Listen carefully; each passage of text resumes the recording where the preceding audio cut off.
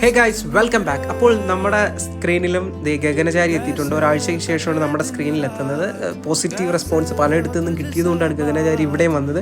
So guys, നിങ്ങൾ ഇപ്പോൾ തന്നെ എനിക്ക് പറയാനുള്ളത്, നിങ്ങൾ ഇത് കണ്ടിട്ടില്ലെങ്കിൽ തിയേറ്ററിൽ പോയി മിസ് ചെയ്യരുത്.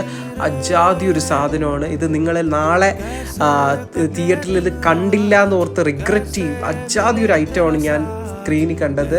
അരുൺ ചന്തു എന്ന് പറയുന്ന സാജൻ ബേക്കറി ഡയറക്റ്റ് ചെയ്ത ഡയറക്ടറാണ്. അദ്ദേഹത്തിൻ്റെ മൂന്നാമത്തെ സിനിമയാണിത്.